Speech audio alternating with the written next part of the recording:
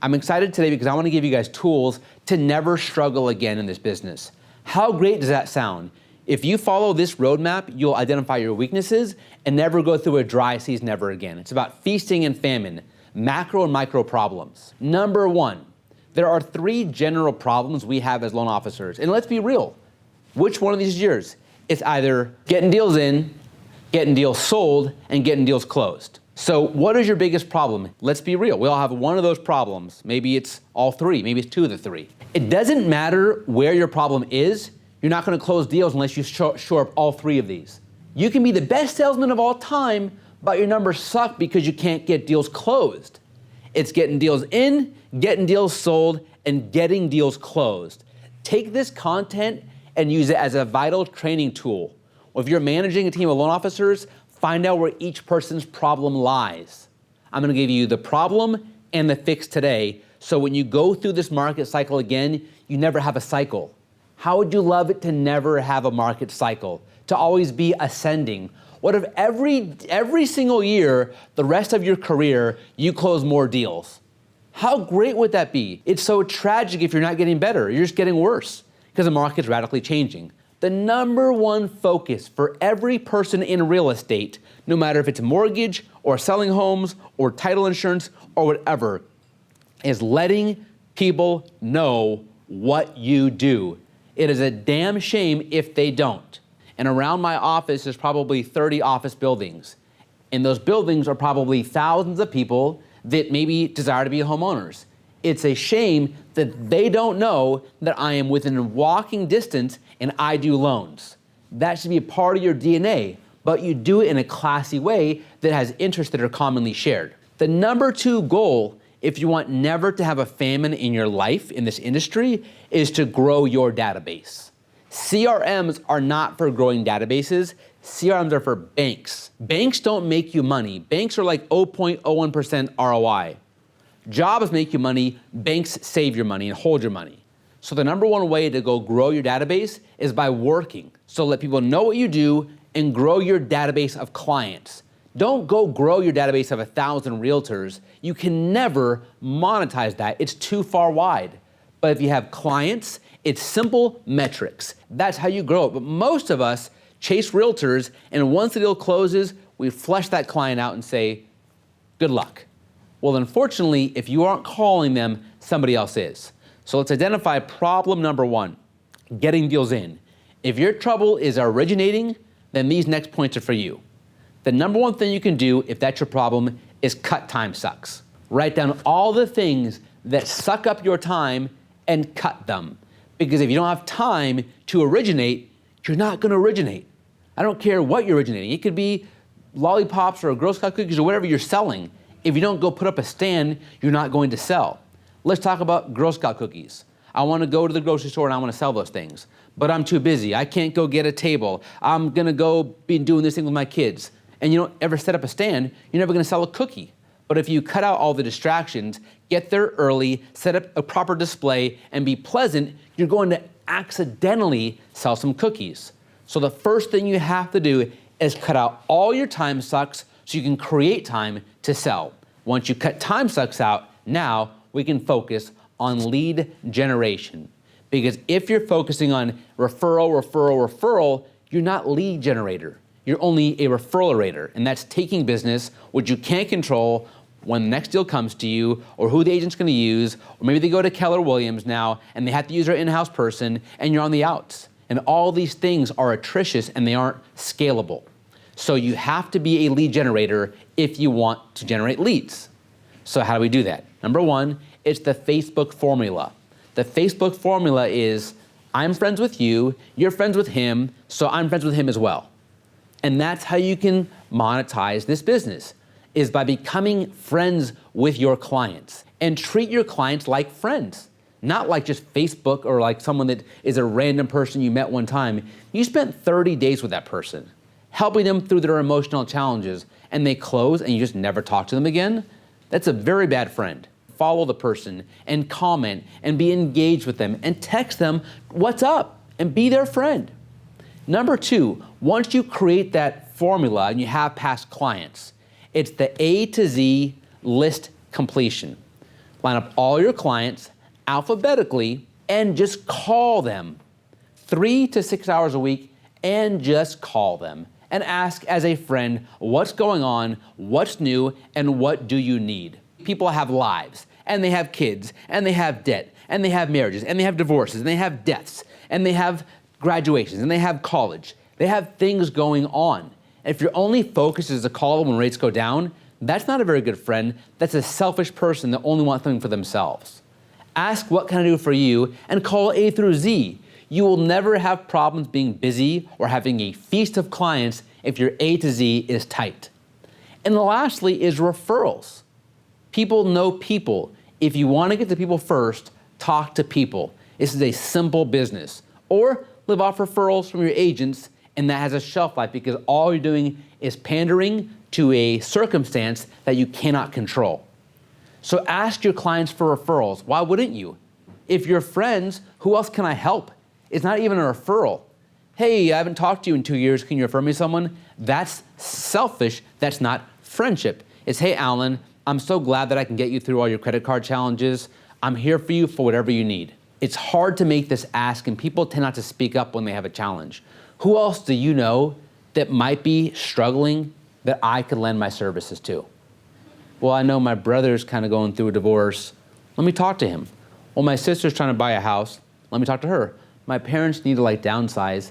Every person probably knows 50 or 100 homeowners. And if you aren't making the ask, you aren't getting it. So I don't feel sorry for you when you have a famine when the market turns over because you aren't doing the right things today. Don't take the easy cookies off the table and say referrals, referrals, referrals. Do the work to have a sustainable business and you make 7 figures for the rest of your life, treat your family to whatever they want, save for retirement, put towards charity, start foundations, or help other people. But absolutely ask your clients for the business. If you've done a good job, why wouldn't they gloat about you? People love referring people. I guarantee when someone wants a contractor, they're quick to say, hey, this guy does great kitchen work. So where's the love on the mortgage side? It should be automatic. And develop high quality partnerships. Do not go work with realtors that are gonna give you 1 referral a year. That's a complete waste of your time. Complete. Work with the agents that got listings. Call listing agents and ask them if you can be their traffic cop. Work with people that have business going on. Don't go take an agent to lunch and say, what do you got going on? Well, I need to get a listing. What is that about? Why? That you are months away from getting a deal from them. And you spent $50 on money on coffee and lunch, you never get that money back. Go in the office, call your past clients with the hour and get 3 deals out of it. That's how you make money happen. So if your problem is getting deals in, cut time sucks and start generating leads and stop living off referrals. You know that that's you. If your trouble is I can't get deals in, you either aren't working your database, you're working with the wrong partnerships, or you're being sucked in to too many time issues. Next problem is getting deals sold. If your trouble is getting deals sold, that's a different problem. So here's exactly how to fix that situation. All your calls are too long. I guarantee you're spending 30 or 40 minutes or an hour thinking that that's rapport. That's not reality. People are busy. The last thing they want to do is give you an hour of their time. They want a quick pitch with value. So keep your calls to 10, 15 minutes maximum, and I guarantee your pull through will be higher because your pitch is just wrong. It comes down to one of these 3 things. It's either confidence, value, or complications. So you can't sell what you don't believe in. Hey, Mr. Smith, I can give you a good loan, I'm a good loan officer. Okay, you can't get a deal closed to save your life. When I talk to my borrowers, I'm like, hey, I see the situation, I can absolutely deliver, I know exactly what you're looking for, and I can get the job done and probably close early. Well, that sounds great.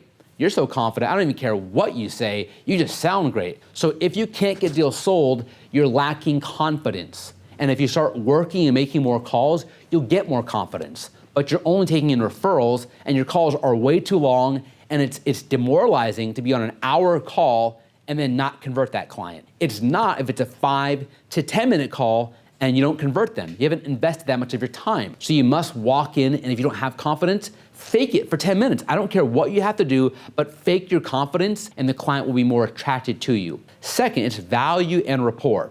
You must hold your breath. Don't just spill over yourself to tell the client how good you are. Be about them. Be about the value. He or she that holds their breath the longest in any sales call wins. If I want Alfredo's business or Alan's business or the client's business, it's gotta be about them for as long as possible, and then I come in the end with what I want. But if I make it about me, what I want, they'll see right through you, and you're not gonna be able to convert them. Okay, sir, we can get you the best rate in town. I didn't even ask about interest rate. Why are you telling me about that? Okay, well, I can see it's only about rate with you. Well, why are you here, Mr. Smith? Why are you buying this house today? Tell me about your family. Why is this important for you? What's your deadline? What external factors are affecting you? What took you so long? How's your credit? How's your life? How's your family? How's your finances? How are all these things? Let me help you understand that. At the very end, okay, after taking all this into consideration, I'm pretty sure I can help you. Let's get this done. And hold your breath and make the ask at the end. And while you're being all about them, if you're clever, you can take your 1003 while being all about them.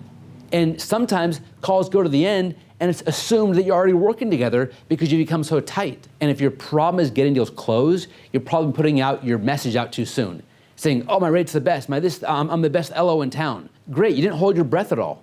You didn't create that sense of value in what you're selling them. It's all about you. And the last reason why you aren't closing deals is because you're way too complicated.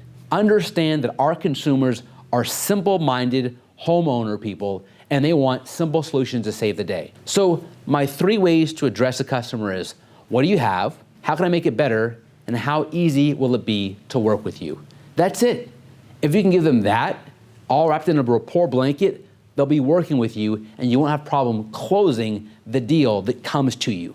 Now, this is, we said, Alfredo and Alan's biggest problem. It's getting deals closed. It doesn't matter if you are the greatest salesperson alive, have the greatest product alive, and can get loans in the system. If you can't get deals closed, it doesn't matter. And we can say, oh, it's processing. There's 3 reasons why deals don't close. It's communications, expectations, and processing. That's what the deal is. Communicating is everything with your clients by not over-promising them, by holding to timelines, living on a worst case. If a client tells you, or an agent tells you, hey, it's Wednesday at 9:30 on the West Coast, where's my CD? I will say, it will be out at 5 p.m. today. I'm not gonna say it'll be out today. I'm gonna say 5 p.m. today. I'm gonna give myself enough room to then explain, if it doesn't come out, why it didn't come out. Or I can reset the expectation the next day. When it comes to borrowers, communicating the process, the next steps, who's on your team, what their responsibilities are, what they can expect from your team, what the expectation is. And if you don't know the answer, the best part about this business is you can get back to them when you actually do. Think about this. You tell a client they can get a certain loan program, all to review their income documentation and realize that they can't get that loan program because they don't qualify, because that jumbo investor uses a distribution method and you can't get them that rate. You sound foolish when you come back to the client, like, you know what? I told you 3875, but due to the guidelines changing and me not knowing the income, now you're at 4.5%. That client's gonna be like, you're an idiot, I'm going to my bank. And you lose a relationship with a realtor, doesn't close. All that work in salesmanship to get them in a rapport is all been dusted away because you didn't communicate properly. Versus telling the client, look, the best rate I have is 3.875. That's if you meet all the proper guidelines. I do not, right now, have all your documentation. So I've got to get it all because there's a lot of nuances. You're self-employed. You may have a distribution. I've got some rates that are 7% for self-employed borrowers. So I don't think you'll be there. If you meet all the boxes, you'll be at 3875. Once I get it all, we'll talk again. And now you're saying, look, I reviewed everything. Here's exactly why we're going to go with this program. But I've got a solution, and I'm going to get you home on time, and I'm going to help you buy this property. And the goals of why you came here still exist. That's communicating properly. So part of the reason why we aren't closing deals is we aren't communicating properly to agents and to borrowers, worst case scenario, and being a salesman about how they are changing from what they thought they were going to get to what they're actually getting. There's an art to explain to someone why they're getting something different. And it's always about giving them good news. Hey, I've got good news. The good news is you're going to buy this home. And yesterday, I thought you were not qualified at all because it was looking very rough because you're self-employed. But I had a program that's going to work for you. And get them off their seat, get them off their edge. You get control back in them. It's a salesperson. You say, look, we're going to get this closed. it's gonna be 4.5% on a 30-year fix, and you keep on going. Let them say, well, wait a minute, but you said 3.875. I said, remember I said best case 3.875, worst case 7? You're at 4.5. It's pretty close to 3.875, isn't it? And as of yesterday, I thought I had no deal for you. They'll be like, thank you, Alfredo, for getting me a deal. That's the difference right there. That's the magic. Whereas before, you're like, yeah, Ralph, you're at 3.875. Hey, Ralph, bad news, you're at 4.5%. He'd be like, F you, dude, you lied to me. But I'm gonna say, Ralph, best case 3.875, worst case 7. I have to look at it and get back to you. And when I call you, it's like, Ralph, man, I had a rough day yesterday. I almost thought I was not gonna close your loan at all. I thought maybe 7%. But I actually got this reapproved at a different investor. Here was the problem. But the best news is you're gonna close at 4.5. And then you keep on going. They're like, whew, thank you for saving my deal, Alfredo. Because when a client's up against a wall and not getting a deal, they will take hard money. Remember that. So be confident in your sale and communicate better propositions and expectations to the client. Now, the last thing, it's about your processing. We all complain processing, they're all busy, they can't get deals closed, but are you helping your processors follow the right process, which is cutting out their distractions? They must work docs, approvals, submissions, and new reviews in that order every single day. And if your processor is scattered, you are letting them be scattered. You are their leader. It is your loan. If they work their docs without interruption, their approvals without interruption, their submissions and new files, they will get through their day more effective. And if you give them a list of things to do in the morning and then have a meeting in the evening or a follow-up routine, you will make sure that your processors are more accountable to you. If you throw a file in and say, what's an update? That's not proper procedure. It's having a game plan on what files to touch first, a priority list, and then in the evening or the afternoon, whatever the time allows, you meet with them to find out, did you execute on today's game plan? Everybody needs a game plan. And what Bill Belichick said is great players cannot overcome bad coaching. So if your processor is not effective, look in the mirror first and fix why your coaching isn't very good with your processors. So I hope today we identified where all the problems could be. Let's not just live in the moment and say, rates are so great, I'm so happy. Let's have a blueprint to actually fix and win. Identify the problem, identify the solution, and now I'm bringing this problem and solution to you. Use this for your future records. Study the hell out of this. Whenever you're feeling like one of these three are out of line, get back into this content, research it, know it, and I promise in the long run, you'll be much, much more productive and successful. That's all I got. Hope this was helpful. Let's add more value, make more money, and close more loans. Let's go crush it. Hey, I hope you enjoyed this video. We had a ton of fun shooting it. We've got a lot more content like it coming out, so stay tuned. If you're a loan officer or realtor and want my team to handle your social media, click on the button below.